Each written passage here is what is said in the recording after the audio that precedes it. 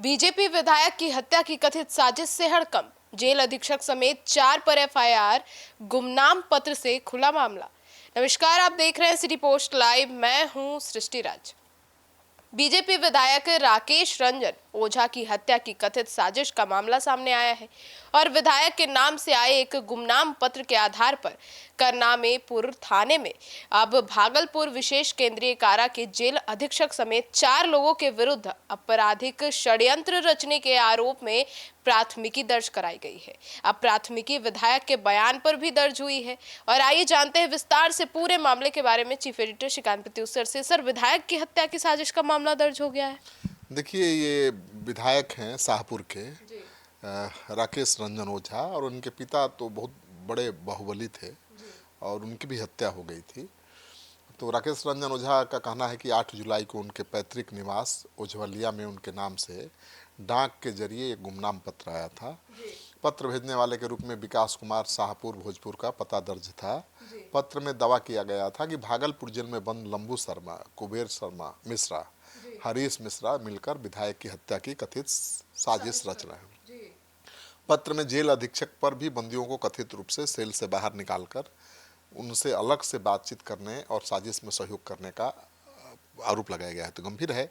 मतलब जेल अधीक्षक जेल में बंद खतरनाक खूंखार कैदियों को छोड़ने वाले हैं उनकी हत्या के लिए, ऐसा कहा जा रहा है। जी सर, तो ऐसे में हैंड ग्रेनेड और शूटर की भी पत्र में जो है वो दावा किया गया है। हाँ बिल्कुल, गुमनाम पत्र में विधायक की हत्या के लिए हैंड ग्रेनेड, बम की व्यवस्था किए जाने की चर्चा की गई है और साथ ही लंबू शर्मा के कथित शूटर के जरिए हत्या की योजना बनाए जाने की बात भी कही गई है।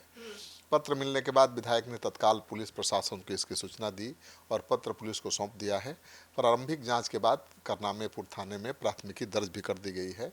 भागलपुर विशेष केंद्रीय कारा के अधीक्षक राजीव कुमार झा, आराकोट बम ब्लास्ट कांड के आरोपी लंबू शर्मा, बक्सर के ब्रह्मपुर थाना क्षेत्र के जोगिया गांव निवासी कुबेर मिश्रा और करनामे थाना क्षेत्र के सोनबरसा गांव निवासी हरीश मिश्रा को इस मामले में नामजद अभियुक्त बनाया गया।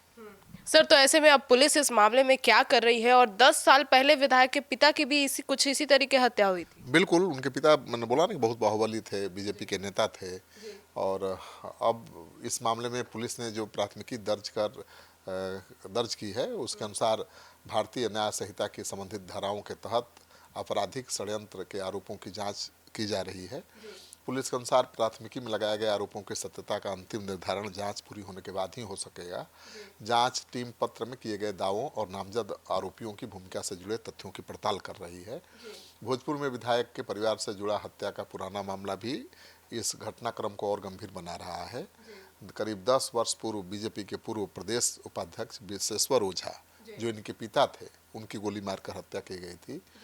वह शाहपुर विधायक राकेश रंजन के पिता थे और अब बेटे को धमकी मिल रही है। 12 फरवरी 2016 की शाम शाहपुर थाना क्षेत्र के सोनबरसा बाजार के पास शादी समारोह से लौट रहे थे जब विश्वेश्वर ओझा, तो घात लगाए अपराधियों ने उनको गोली मार दी थी। तो ऐसे में विधायक पर पिछले साल जो है वो उसमें भी हमला हो चुकी थी। हाँ, 2025 में विधायक राकेश रंजन ओझा पर 16 अप्रैल को हमला हुआ था, गोलीबारी की घटना हुई थी। इस मामले में शाहपुर थाने में प्राथमिकी दर्ज कराई गई थी। अब गुमनाम पत्र के आधार पर हत्या की कथित साजिश का नया मामला सामने आया है, तो पुलिस जांच में जुट गई है और आरोपों के भी संभावित कड़ियों की भी जांच की जा रही है कि भाई जो पत्र गुमनाम पत्र है उसमें जो दावे किए गए हैं उसकी सच्चाई क्या है। तो पुलिस ने अब तो नामजद अभियुक्त जेल अधीक्षक को भी बना दिया है और जिन अपराधियों की चर्चा की गई उनको भी बना दिया है। अब पुलिस जाएगी, जेल अधीक्षक से पूछताछ करेगी, जिन अपराधियों के जरिए हत्या की साजिश रचे जाने का आरोप है उनसे पूछताछ करेगी, तभी पता चलेगा कि क्या सच्चाई है। तो सुना आपने ही, तो अब इस पूरे मामले पर हमारी नजर बनी हुई है। अपडेट्स लेकर सबसे पहले आपके पास पहुंचेंगे। आपकी क्या राय है इस मामले को लेकर, जरूर बताइएगा। धन्यवाद।